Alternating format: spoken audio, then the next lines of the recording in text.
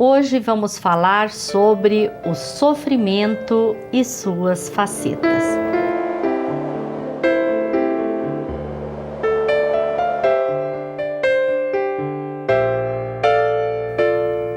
Na questão 920 do Livro dos Espíritos, obra básica do Espiritismo, Allan Kardec perguntou se o homem pode gozar de completa felicidade na Terra.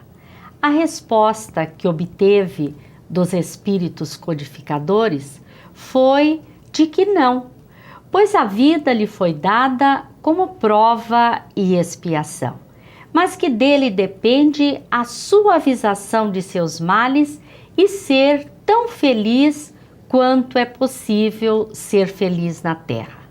Assim, nós vemos que o sofrimento faz parte do processo evolutivo do homem e que apresenta diversas facetas. Depois do Momento Espírita, vamos conversar com Dejair Batista de Paula Júnior sobre este assunto. Os conquistadores se cercam de legiões de mercenários e de soldados. Estabelecem estratégias de combate e planos ousados de conquistas. Os conquistadores amealham tesouros da terra e com eles pretendem estender o seu poder. Os que os seguem o fazem aguardando recompensas generosas, ou então serem brindados com cargos que lhes conferirão igualmente poder e dinheiro. Ele foi um conquistador diferente. Chegou tendo sido inicialmente anunciado aos corações simples e ouvidos atentos. Há muito aguardado, teve confirmada sua identidade em várias oportunidades. Seu pai enviou um mensageiro especial para lhe anunciar o nascimento, e um coral magnífico coroou de esplendor a notícia alvissareira. Na noite quase fria, envolto em panos, sob a luz de brilhante estrela, ele se fez presente entre os homens. Mostrou-se à beira de um rio, entre pessoas rudes, mas esperançosas. Teve como arauto um mensageiro de voz vigorosa, que dizia ter vindo ao mundo para aplainar as veredas do Senhor. O nome desse mensageiro era João.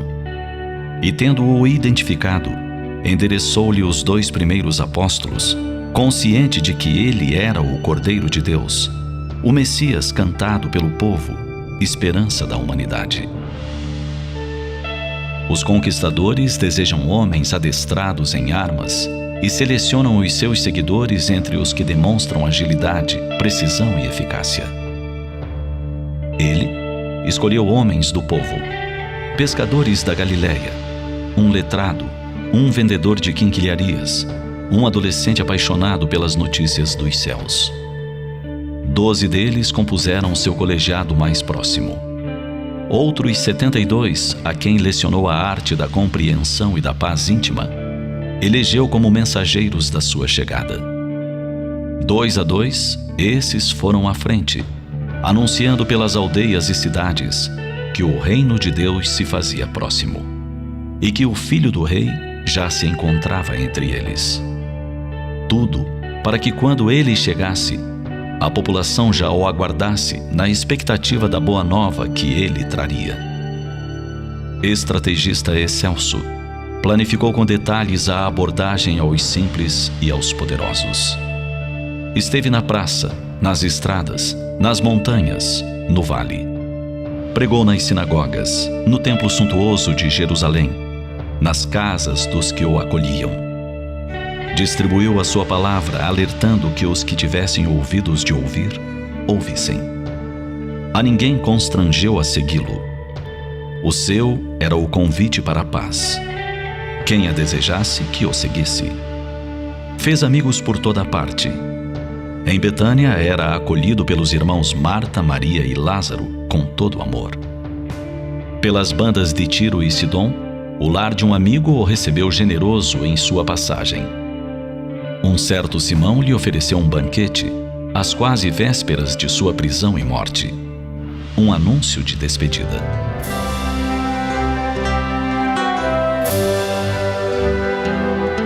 Jesus. Ninguém que o igualasse. ninguém que realizasse com tanta doçura e firmeza a conquista de tantos corações. Passados mais de 20 séculos de seu retorno ao mundo espiritual, sua presença permanece viva nos corações.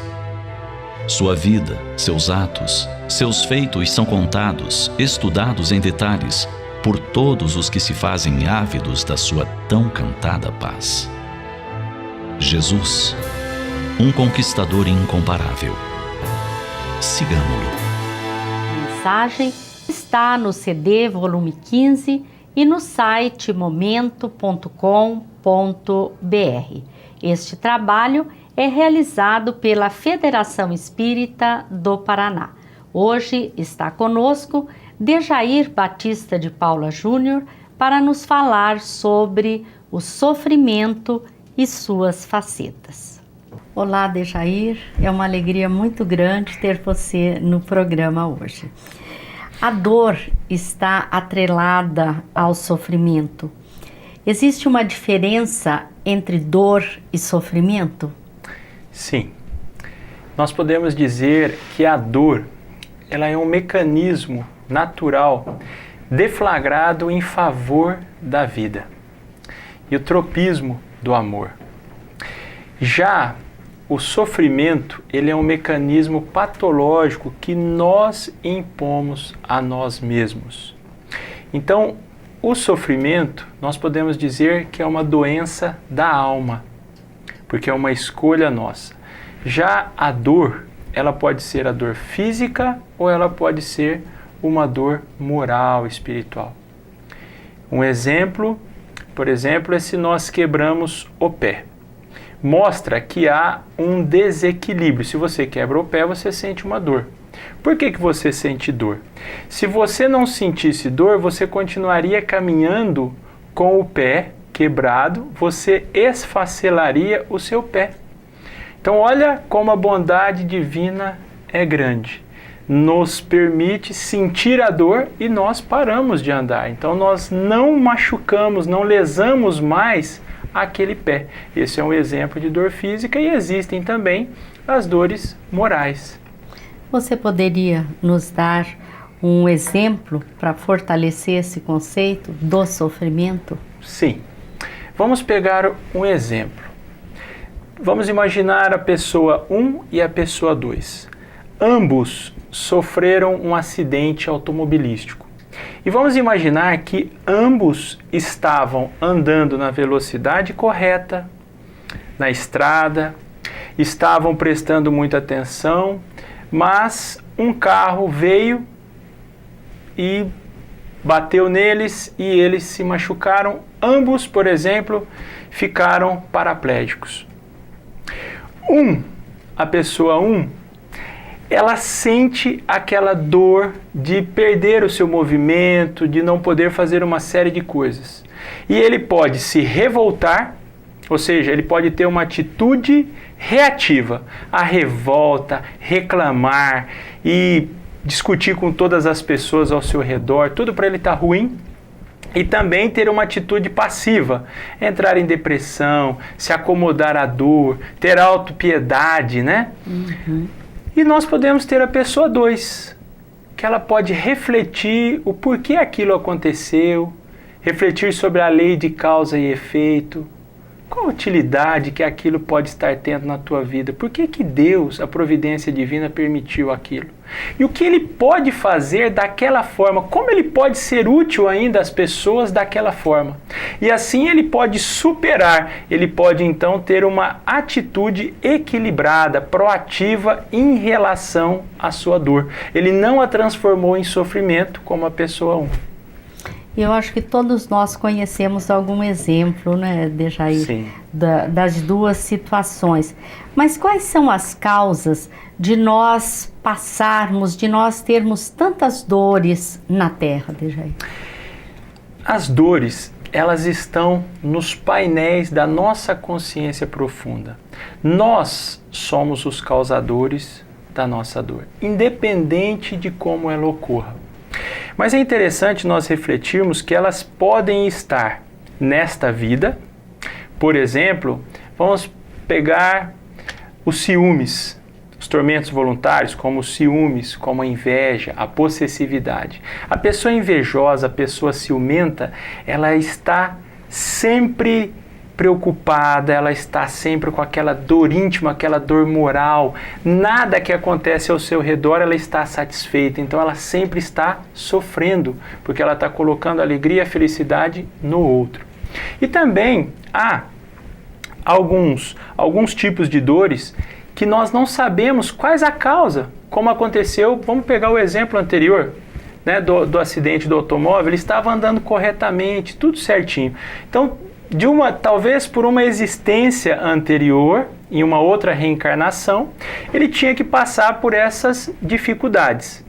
E nós podemos dividir em duas partes as causas que estão nas existências anteriores, as provações e as expiações. Geralmente as provações, elas são analisadas pelos nossos mentores espirituais ainda quando estamos no mundo espiritual, na erraticidade, fazendo o nosso planejamento reencarnatório.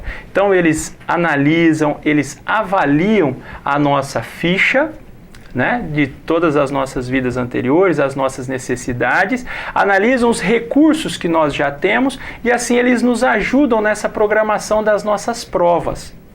E já existem também as expiações, que é algo imposto, é algo que nós necessitamos.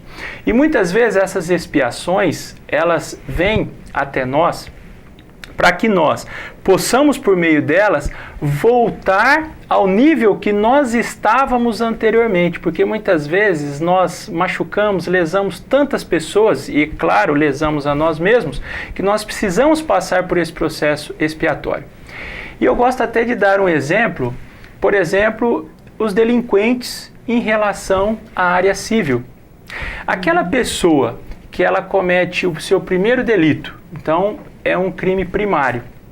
A ela são dadas várias chances para que ela se reabilite.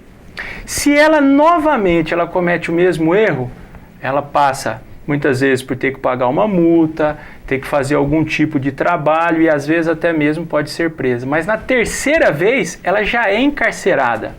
Ela não tem escolha. Então nós podemos dizer que a expiação é quando nós temos a necessidade. Não há uma escolha.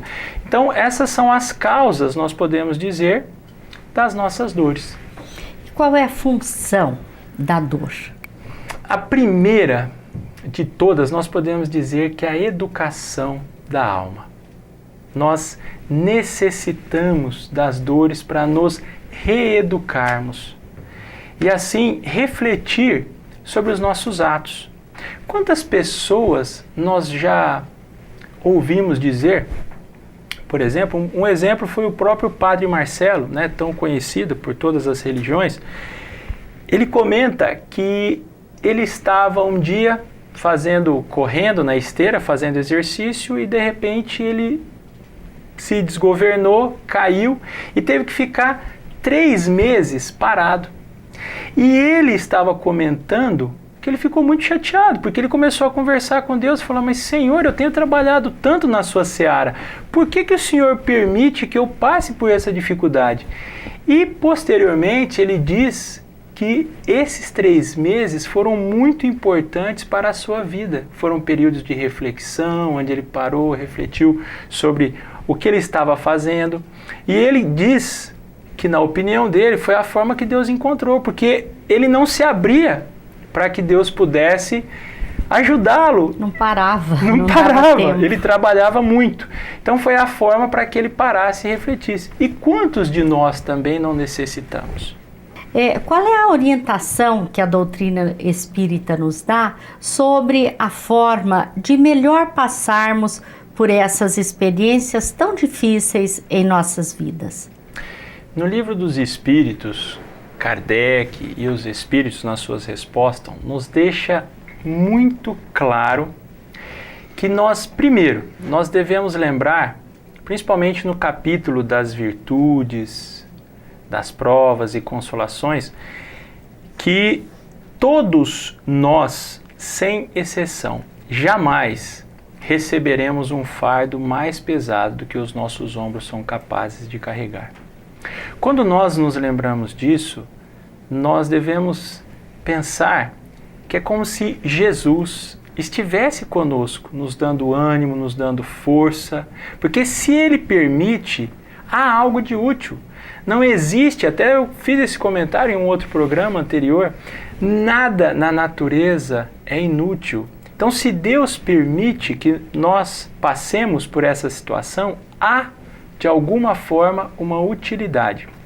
E nós devemos nos lembrar que, quando estivermos passando por alguma dificuldade, nós devemos orar. Mas quando nós dizemos oração, assim como Jesus deixa muito claro no livro Boa Nova, que ele foi psicografado por Chico Xavier e foi ditado pelo Espírito Humberto de Campos, ele deixa claro que a oração, ela também deve ser feita com as mãos. Então nós devemos nos esforçar. Como? Essa oração ela deve ser feita com fé no futuro e com essa confiança em Deus. Quando nós conseguimos trabalhar verdadeiramente, não só da boca para fora, em nós, espíritos, esses conceitos, nós vamos ter a força, angariar essa coragem e até mesmo a inteligência necessária para nós seguirmos o melhor caminho, escolhermos a melhor forma de enfrentarmos as dificuldades. E o Espiritismo tem como máxima, fora da caridade não há salvação, né? Seria essa forma de orarmos com as mãos, né? Sim. Colocar em prática os nossos sentimentos. Mas, Dejair, uma situação que causa muita infelicidade às pessoas é a morte, ou seja, a desencarnação de um ente querido, né? Como que nós devemos enfrentar esta situação sem sofrer tanto? Joana de Ângeles e também os Espíritos no livro Céu e Inferno, eles nos esclarecem que nós devemos tomar muito cuidado em primeiro lugar conosco mesmo. Porque muitas vezes, pelo nosso orgulho, pela nossa vaidade, nossa pretensão, muitas vezes nós esquecemos dos nossos entes queridos e focamos em nós. Então nós, muitas vezes, por exemplo, uma mãe, quando o seu filho desencarna precocemente ou antes dela, muitas vezes ela pergunta a si mesma, mas por que comigo? Meu filho me deixou. Ou seja, o foco está nela e não no espírito que está indo. Então Kardec nos esclarece que o planeta Terra é como se fosse uma prisão, um hospital. Se estamos presos com uma outra pessoa, a qual nós amamos tanto, nós devemos ficar felizes ou tristes quando ele sai da prisão antes de nós. Então muitas vezes nós ficamos fincados em nós, no nosso egoísmo, que a pessoa precisa estar aqui conosco. Já que eu estou passando por dificuldades, eu necessito que a pessoa esteja aqui comigo. Realmente o que vai ajudar mesmo é a confiança em Deus, né? A fé, sim, essa certeza da vida futura, a certeza de que nas leis de Deus tudo está certo, né? Sim. Tudo está correto. E os espíritos no além, após o desligamento do corpo físico, eles sofrem também? Podem sofrer. O Espiritismo nos explica que a morte é simplesmente uma passagem de um tipo de vibração energética para outra. Nós simplesmente nos desligamos do corpo físico, mas continuamos com nós, espíritos, e o nosso perispírito. Então, se éramos bons, continuaremos bons.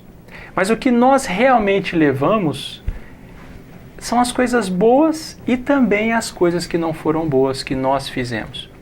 Então, se lesamos outras pessoas, carregaremos essa consciência de culpa.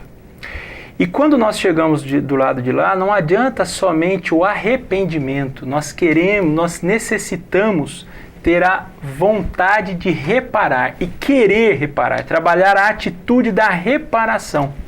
Então o Espiritismo, principalmente na segunda parte do livro Céu e Inferno, onde nós temos belíssimos exemplos, desde espíritos felizes, de espíritos que passaram muito bem pelo planeta e espíritos também já menos evoluídos, mais inferiores, que cometeram homicídios ou suicídios ou outros tipos de ações que não foram boas. E eles explicam que é a lei da ação e a lei da reação, a lei da causa e do efeito. E quais são as terapias que o Espiritismo sugere para o sofrimento? O primeiro ponto mais importante é que para que uma terapia ela seja realmente eficaz, nós devemos eliminar as causas daquele sofrimento. E nós devemos, segundo Joana de Ângeles, trabalhar primeiro a concentração, focar nessas causas e partirmos depois para a meditação. Não a meditação como no mundo oriental, mas a meditação é uma reflexão sobre por que eu agi assim, quais as causas daqueles meus sentimentos, das minhas ações, quais outras formas melhores que eu posso agir da próxima vez. E reconsiderarmos a atitude e assim nos liberarmos da injunção da culpa conflituosa. Porque se nós permitirmos a consciência de culpa, nós entramos naquele sistema do remorso e nós não saímos, nós não reagimos. A gente só entra num círculo vicioso. Então é muito importante nós escutarmos a nossa consciência e fazermos o nosso máximo onde quer que nós estejamos, seja na educação dos filhos, no trabalho, no relacionamento conjugal, na convivência com os nossos amigos, independente, nós temos sempre que trabalhar esses aspectos. E por último, nós devemos, diz Joana de Ângeles no livro Plenitude, que nós devemos irradiar pensamentos positivos, pensamentos de otimismo, nós devemos visualizar a nossa saúde, não só a saúde física, mas a saúde espiritual, a saúde moral e incorporá-la em nós, nos nossos pensamentos. Então, nos mantermos em sintonia com a providência divina. Imaginarmos como se aquela luz estivesse insistentemente penetrando o nosso centro de força coronário, que cada uma das trilhões de células do nosso corpo, nosso perispírito, estivesse adquirindo essa energia, essa força. Então, isso ajuda bastante nessa terapia. Dejair, nós agradecemos a sua participação, agradecemos a todos que mais uma vez estiveram conosco e lhes desejamos muita paz.